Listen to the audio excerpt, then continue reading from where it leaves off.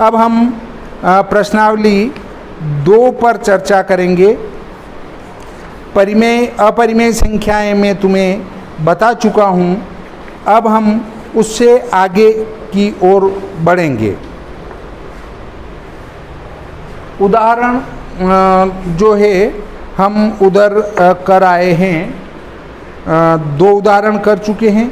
तीसरा उदाहरण 1.2 का आता है, उस पर चर्चा करेंगे।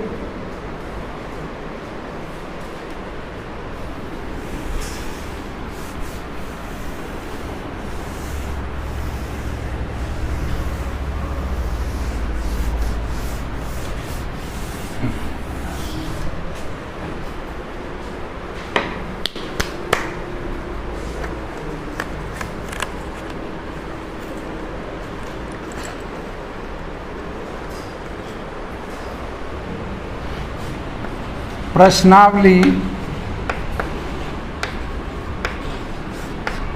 1.2,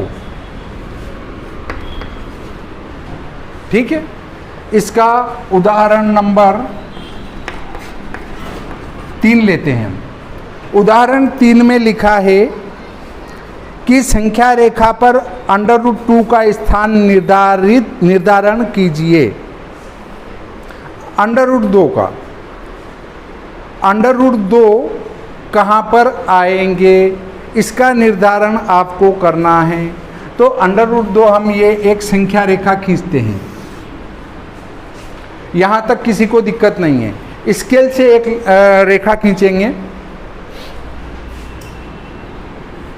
ये 0, यहाँ तक भी कोई दिक्कत नहीं है, हमें कहीं भी एक 0 लेना है। स्केल है किसी के पास?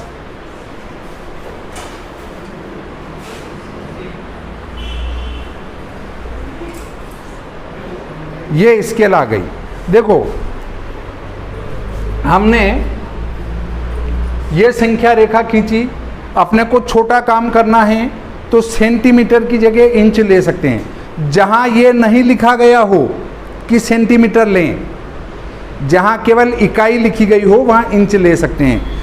ये देखिए हमने एक लाइन खींच डाली इसको रख के, और ये स्केल यहाँ रखी और हमने एक एक निशान लगा दिया। ये इंच में है, ये 1, ये 2, ये 3, ये 4, ये 5। दिमाग लगाने की कतई आवश्यकता नहीं है। अब हमारे पास जो आता है वो क्या आता है? वो आता है कि √2। तुम सब कक्षा 8वीं में पाइथागोरस का प्रमेय पढ़ चुके हो। पाइथागोरस का प्रमेय, पाइथागोरस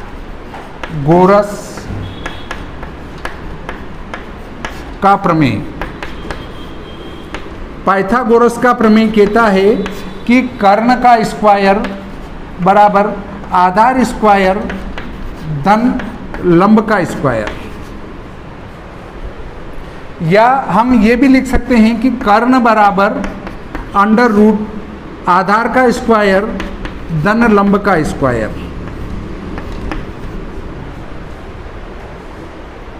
ऐसा लिखेंगे। अब देखो √2, मैं यहाँ √2 कर देता हूँ। कर्ण बराबर √2। अब इस √2 को मैं खोल के बताता हूँ तुम्हें। बराबर इम्प्लाई, इसका अर्थ है अगली स्टेप, बराबर √1 का वर्ग धन 1 का वर्ग। 1 का वर्ग 1 होगा, 1 गुणित 1 1, तो 1 का वर्ग 1, 1 का वर्ग 1, 1 और 1 2, √2 हो रहा है। तो हम आधार को 1 लेंगे और लंब को 1 लेंगे। तो ये हमारा, मैं चूंकि यहाँ श्यामपट पे समझा रहा हूँ तो तुम्हें तो स्केल से समझाया, पर मैं थोड़ा दूरी पर लूँगा। माना ये हमारा 1 सेंटीमीटर है, 1 इकाई, ठीक है। यहाँ से यहाँ की दूरी 1 इकाई है, 1 इंच, 1 सेंटीमीटर, कुछ भी लो, ठीक। हमने ये 1 इकाई ले ली, ये एकक दूरी है। अब फिर हमने ये वाली दूरी इस पर एक 90 डिग्री का कोण बनाया, चांदा रखेंगे इस बिंदु पर चांदा रख के इधर से 90 डिग्री देखेंगे और इधर से देखेंगे तो भी वही आएगा, एक ही बात है। यहाँ 90 डिग्री उसमें एक कोण ये लाइन खींच देंगे। इस पर हम 1 सेंटीमीटर का चाप खोल लेंगे। 1 सेंटीमीटर का चाप खोल के निशान लगा देंगे, ये एकक हो जाएगा। एकक होने के बाद इसको यहां से यहां मिला देंगे, ठीक है, कोई दिक्कत है नहीं है। ये समझ में आ चुका है कि हम ये एक दूरी लेंगे, जितनी ये ली है उतनी ये भी लेना है। ऐसा नहीं कि इसको इंच में ले लिया और इसको सेंटीमीटर में ले लिया तो गलत हो जाएगा। फिर क्या करना है कि यहाँ पर चाप रखना है, चाप यहाँ रख के इतना खोलना है इस बिंदु तक खोलेंगे तो वो चाप कटेगा, वो ऐसा कटेगा। आ गया समझ में? वो चाप यहाँ से ऐसा घुमा के यहाँ लाके टच कर देंगे, टच करके यहाँ क्या लिख देंगे, √2। बस √2 को आपको संख्या रेखा पर दर्शाना है तो ये विधि अपनानी पड़ेगी।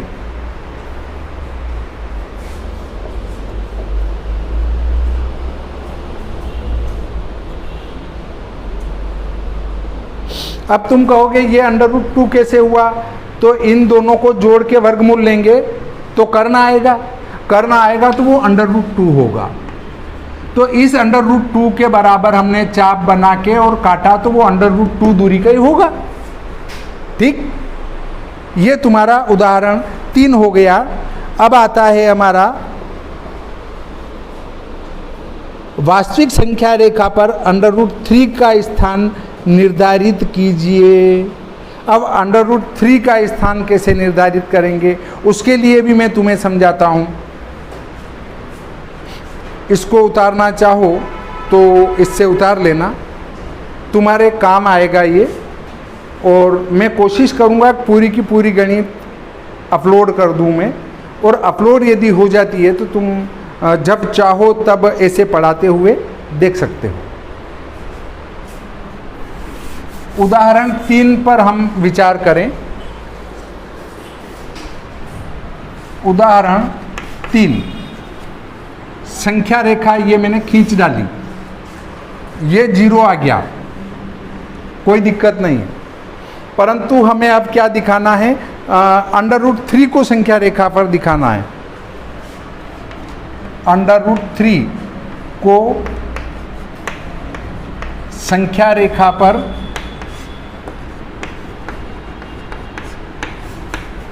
दर्शाना है।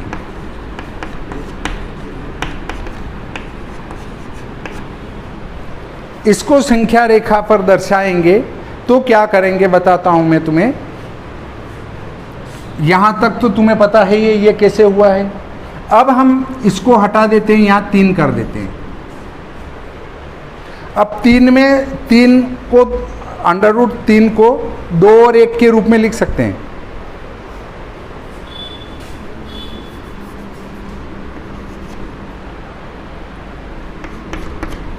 √ लगा हुआ है,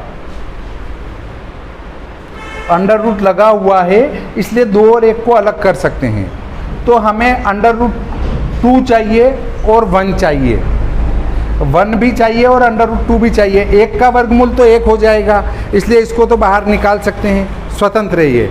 पर 2 को बाहर नहीं निकाल सकते, उसको √2 ही रखना पड़ेगा। तो वो पहले वाली विधि अपनाएंगे। यहाँ से एक एक संख्या ली हमने, ये आई, ये 1 ली, और यहाँ भी वो एक कोण बना के एकक दूरी का चाप काट डाला, ये हमारी एकक दूरी हुई। तो यहाँ से जो ये दूरी होगी वो कितनी होगी, वो √2 होगी। ये मैं तुम्हें पहले दिखा चुका हूँ, यहाँ तक तो कोई दिक्कत नहीं आ रही है क्योंकि तुम ये पढ़ चुके हो। अब इस बिंदु पर इस रेखा को आधार मानकर हमने यहाँ एक 90 डिग्री का कोण बनाया। इस रेखा पर 90 डिग्री का कोण बनाया चांदे की सहायता से, यहाँ चांदा रख के इस बिंदु पर। अब उसको यहाँ से काट डालेंगे चाप खोल के एकक दूरी का, जितनी दूरी ये थी उतना ही यहाँ से काट डालेंगे। कोई दिक्कत नहीं है कि दिक्कत आ रही है, पर ये न्यून कोण दिख रहा है, थोड़ा सा इसको लंबा कर देता हूँ तो ये अब दिख रहा है कि इसको एकक दूरी से काट डाला। कोई दिक्कत है? अब √2 और 1, √2 यहाँ रखेंगे और ये 1 यहाँ रखेंगे और कर्ण निकालेंगे तो क्या आएगी? √3।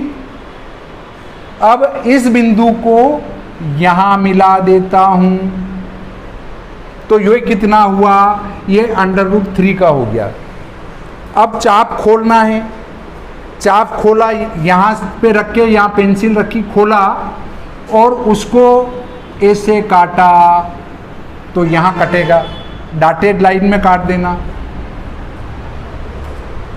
यहाँ जहाँ कटता है वो √3 वाला बिंदु हो गया। और इस बिंदु से काटते हुए अगर यहाँ मिलाते हो तो ये √2 वाला बिंदु हो गया।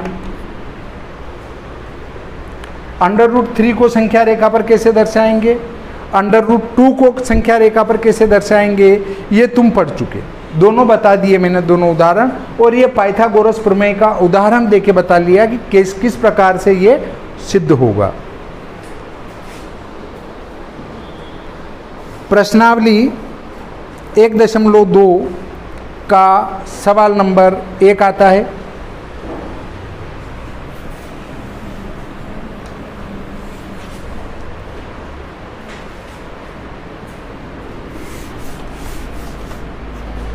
सवाल नंबर 1, गणित तो तुम्हारे पास, जिनके पास हो वो देख लेना, जिनके पास नहीं हो वो श्रवण करो बैठ के।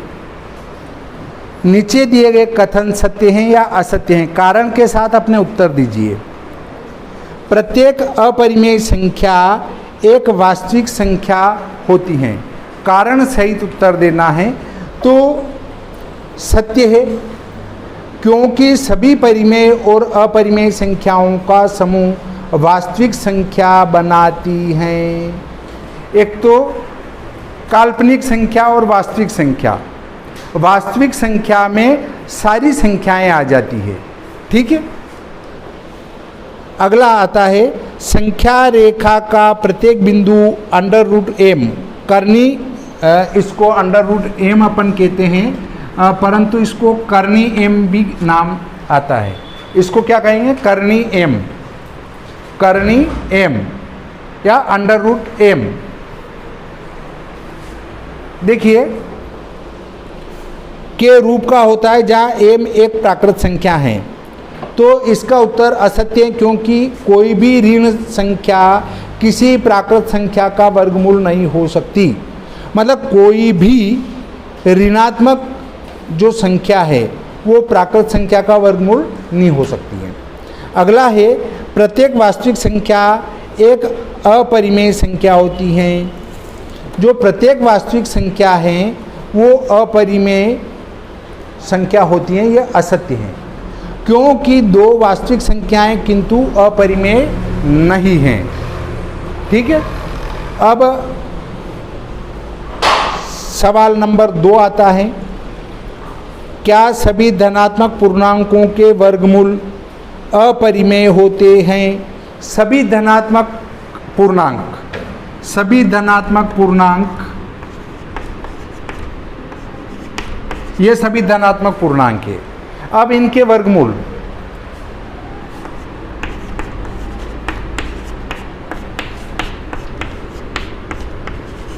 नौ का वर्गमूल क्या आता है? 3 आता है। 4 का वर्गमूल क्या आता है? 2 आता है ना। तो उनका कहना है कि क्या सभी धनात्मक पूर्णांकों के वर्गमूल अपरिमेय होते हैं? यदि नहीं तो एक ऐसी संख्या के वर्गमूल का उदाहरण दीजिए जो एक परिमेय संख्या है। नहीं, √4 बराबर 2 एक प्राकृत संख्या है। √4 क्या है? एक प्राकृत संख्या है और उसका वर्गमूल कितना होता है? 2 होता है। अगले बिंदु पर आते हैं,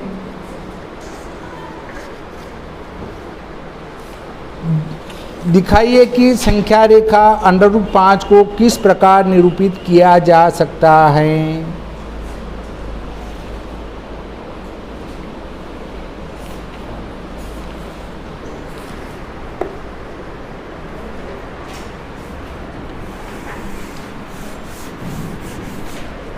सवाल नंबर आता है हमारा कौन सा, 3 नंबर। 3 नंबर में √5 को निरूपित करना है। 3 प्रश्न क्रमांक 3, √5 को संख्या रेखा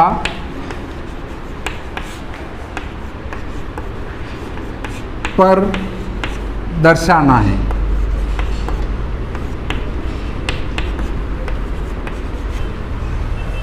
कोई दिक्कत नहीं, आप 5 को यहाँ रखेंगे। 5 को कहाँ पे रखेंगे, √3 की जगह। ये √5, इसके 2 टुकड़े कर लो। 2 टुकड़े किए मैंने, तो 2 टुकड़ों में एक तो आता है 4 और एक आता है 5। 4 धन 1 5 होता है कि नहीं होता है। तो ये 5 हो गए। अब इन 5 में से 4 का वर्गमूल तो हमारा होता है 2 होता है। तो ये संख्या रेखा ली मैंने, ये 0 लिया और इस पर 2 सेंटीमीटर की एक लाइन खींचेंगे या 2 इंच की खींचेंगे।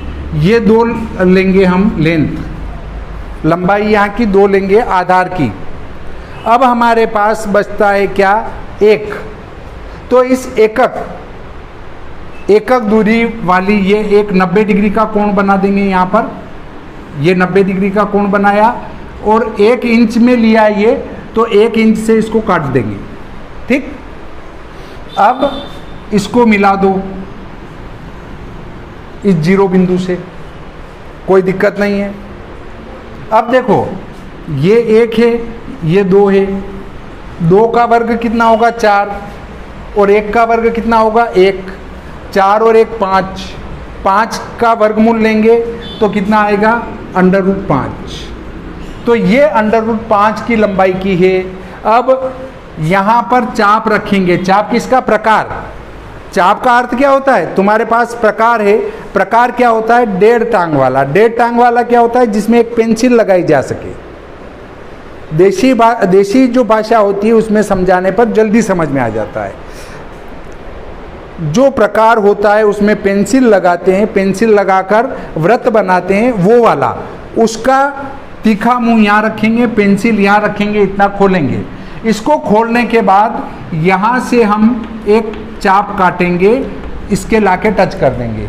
ये ही √5 दूरी होगी यहाँ से। ठीक है,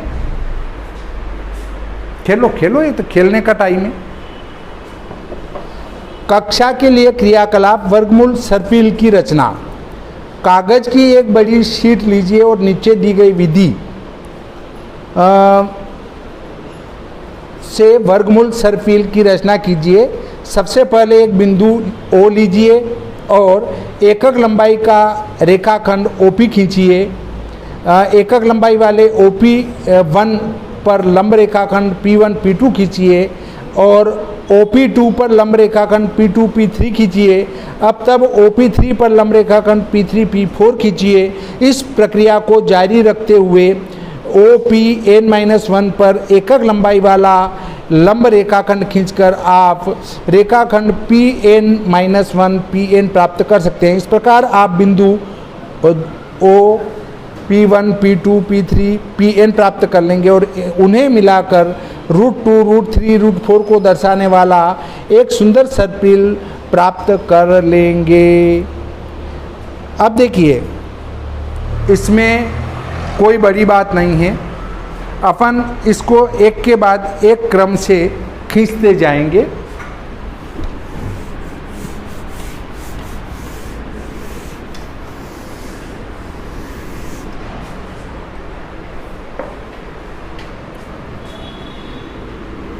ये O P1,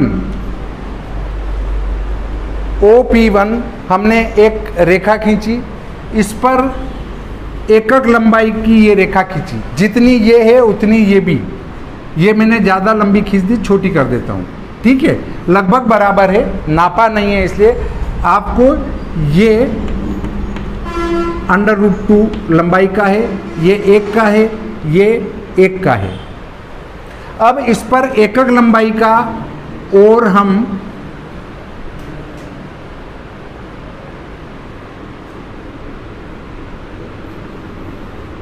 ये एकक लंबाई की एक रेखा खींचेंगे, ठीक है, तो √2 और ये 1 मिलाकर √3 हो जाएगा।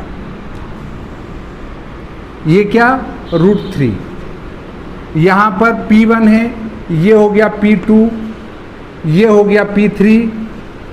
फिर इस पर 90 डिग्री का कोण बनाएंगे, एक रेखाखंड खींचेंगे, ये एकक लंबाई का, तो √3 और 1, 3 और 1 4, 4 का वर्गमूल 2 हो जाएगा। तो इस प्रकार आप इनको आगे से आगे बढ़ाते हुए लेते जाएंगे, आगे क्रमशः खींचते जाएंगे, तो एक सर्पिल आकार बन जाएगा, ठीक है। इसको समझाने की और विशेष आवश्यकता नहीं दिखती है। अब आता है हमारा उदाहरण क्रमांक 6। 5 हम पहले कर चुके हैं उदाहरण, और 4 उदाहरण कर चुके हैं। पांचवा उदाहरण है ये पेज नंबर 10 पर।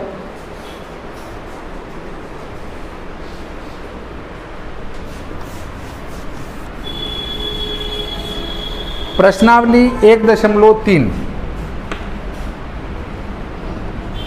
इसका उदाहरण 5।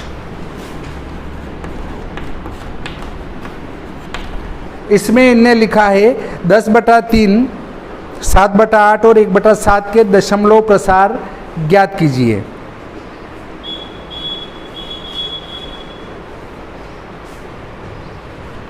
दस बटा 3, 7/8 और 1/7, इनके दशमलव प्रसार निकालना है। तो हम इसको इस विधि से भी निकाल सकते हैं, इस विधि से भी निकाल सकते हैं। 10, 3, 3 तिया 9 दशमलव, अब शून्य लगाते जाओ, आते जाएंगे ये।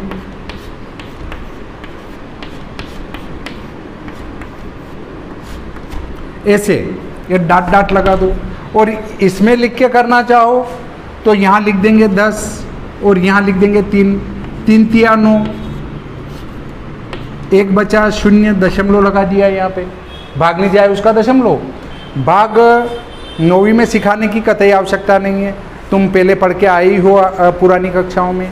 तो वैसे 3 तिया 9, 3 तिया 9, भले ऐसे करो भाग या ऐसे करो भाग, इनके भाग करना है तुम्हें, कोई बड़ी भारी बात नहीं है, इसलिए ये भाग मैं तुम्हें नहीं बताऊंगा, ये एक बता दिया। इस प्रकार से इन दो संख्याओं के भागफल भी तुम्हें निकालना है, केवल भाग लगाना है, कुछ भी नहीं करना है। उदाहरण हमारा अगला आता है 5 के बाद उदाहरण 6 आएगा। तो 6 में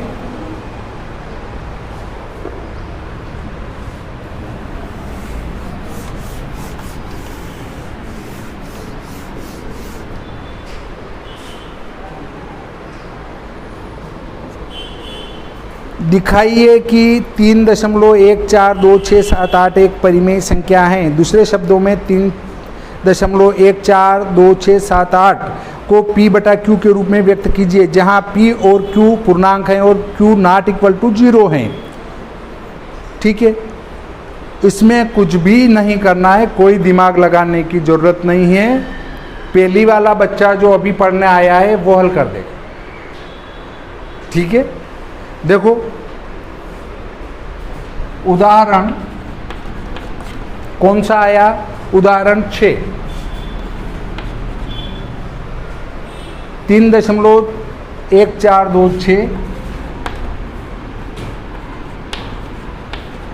7-8। इसको P बटा Q के रूप में व्यक्त करना है तो 3, 1, 4, 2, 6, 7, 8 बटा, जब P बटा Q के रूप में पूछे तो इस दशमलव का तो 1 लिख देना है और दशमलव के बाद जितने अंक है उतनी शून्य लगा दो। 1, 2, 3, 4, 5, 6, 1, 2, 3, 4, 5, 6 हो गया हल, कुछ नहीं करना है। उदाहरण 7 आता है, दिखाइए कि 0.3333 बराबर 0.3 अनंत को P बटा Q के रूप में व्यक्त किया जा सकता है। बिल्कुल, इसको हल करते हैं उदाहरण 7 को।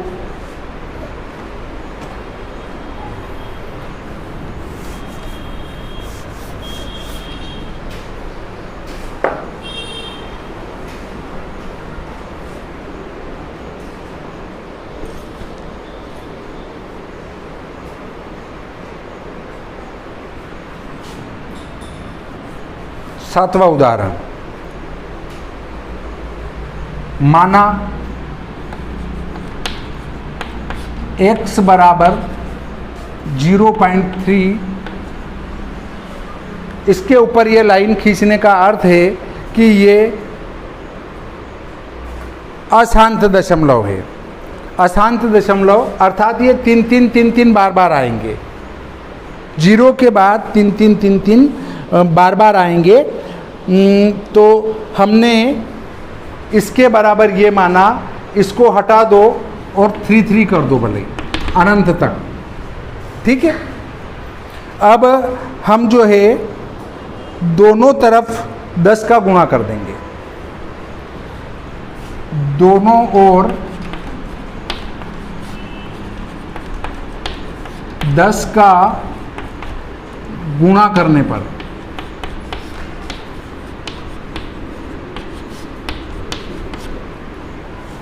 10x बराबर 3.333।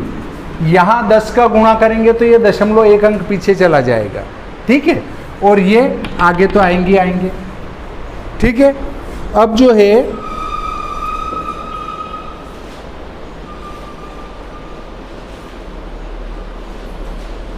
या भले ही एक स्टेप में तुम चाहो तो इसको कर सकते हो।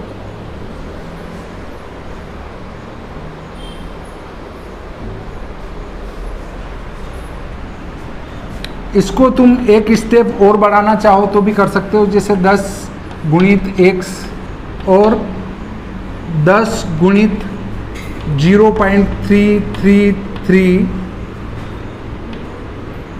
ये डाट डाट डाट, एक स्टेप और ये लिख दी, 10 गुणित x 10x, और इसमें 10 का गुणा करेंगे तो ये हो जाएगा, ठीक है।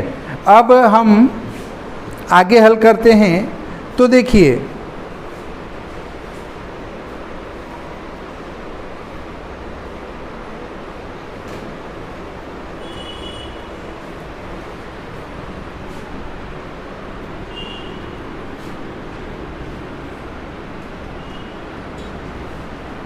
इसको ज़्यादा सरलता से हल करने के लिए इसमें से ये घटा सकते हैं,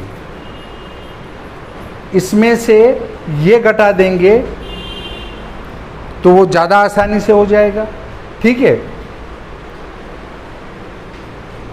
और दूसरे तरीके से अगर इसको हल करना हो तो भी कर सकते हैं कि 3 धन 0.3333 लिख दो। एक तो हल करने का तरीका और बताता हूँ मैं तुम्हें कैसे होगा। 10x बराबर 3 धन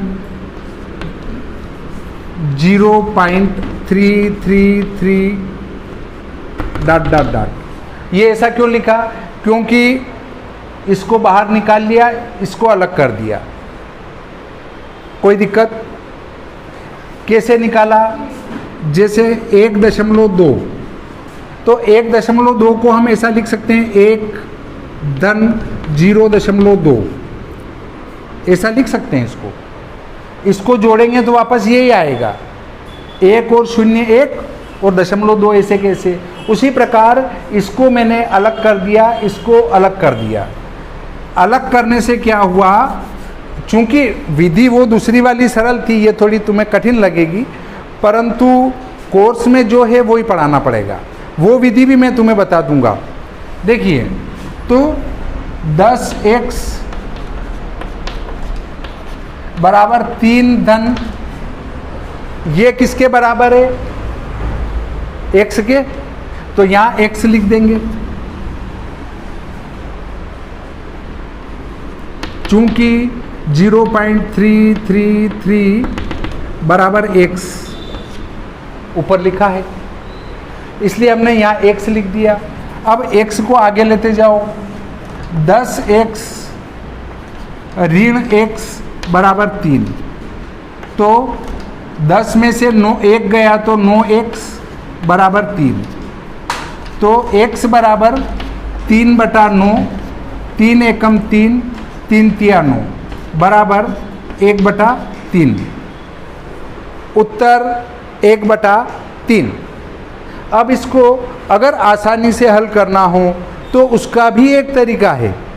आसानी से हल करना बताता हूँ मैं तुम्हें। जब ये विधि तुम्हें कठिन जान पड़ती हो तो हमें इस विधि, और परीक्षा में आ ही नहीं रहा है कुछ, तो अब क्या करें, और वो विधि याद आ जाए मेरी वाली तो उससे हल कर डालना। इसको मैं यहाँ हटा देता हूँ, ठीक है, इसको भी हटा देता हूँ। ये समीकरण नंबर 1 नाम दे दो इसको 2 नाम दे दो। समीकरण नंबर 2 में से 1 को घटाने पर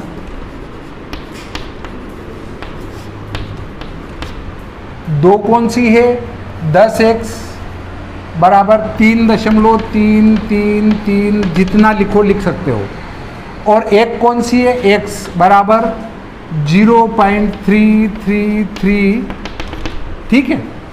ये समीकरण नंबर 2 है और ये समीकरण नंबर 1 है। इसको घटाया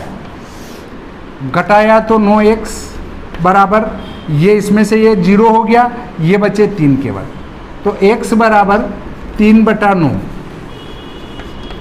3 एकम 3, 3 तिया 9 बराबर 1/3। ये उत्तर हमारा।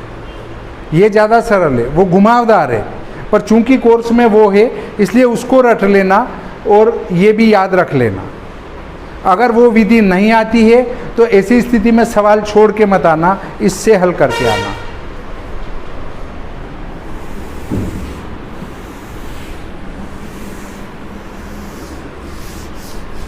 उदाहरण 7 तुम्हारा हो जाता है। अब उदाहरण 8 आता है।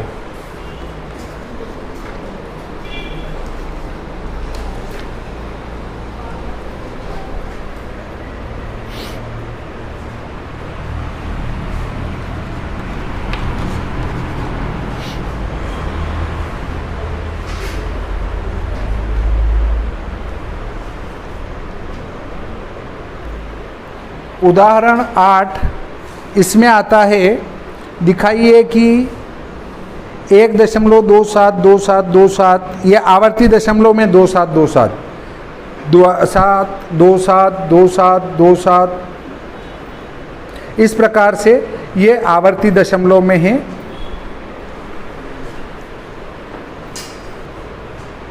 तो 1.27272727 इस प्रकार से है। तो इसको P/Q के रूप में व्यक्त किया जा सकता है, जहाँ P और Q पूर्णांक हैं और Q ≠ 0 हैं। इसको P/Q के रूप में दर्शाना है। हमारे पास जो है क्या संख्या है, वो है 1.27, अर्थात ये एक बार रहेगा, ये 27272727 बार बार आएगा। माना x बराबर 1.272727 डॉट, ठीक है। दोनों और 10 का गुणा कर देंगे। 10 का नहीं करेंगे, क्यों नहीं करेंगे? क्योंकि यहाँ पर आवर्ती 0.2 है, तो 2 जीरो वाला गुणा करेंगे। 2 जीरो वाला मतलब 100 का गुणा करेंगे। अगर आवर्ती 0.3 होते, मतलब 271 271, तो फिर 1000 का गुणा करते। और यदि केवल 3 3 3 3 3 तो 10 का गुणा करेंगे। ये बात पूरी तरह से ध्यान में रखना। तो दोनों ओर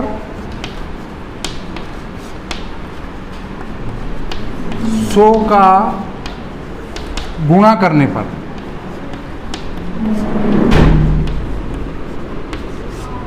दोनों ओर 100 का गुणा कर दो। 100 गुणित x बराबर 1.27227 गुणित 100,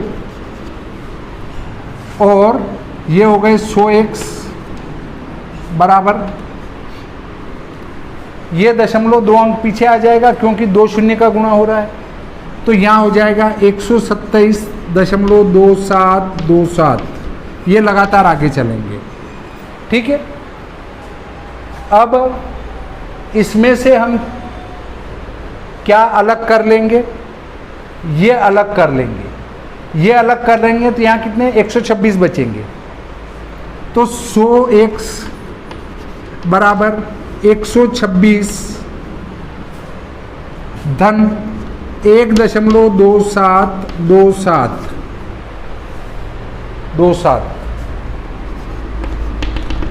क्या है? ये x है, तो यहाँ x लिख देंगे इनकी जगह।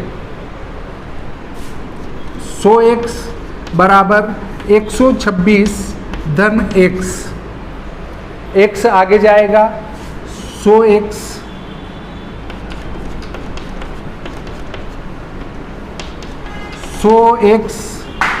ऋण x बराबर 126,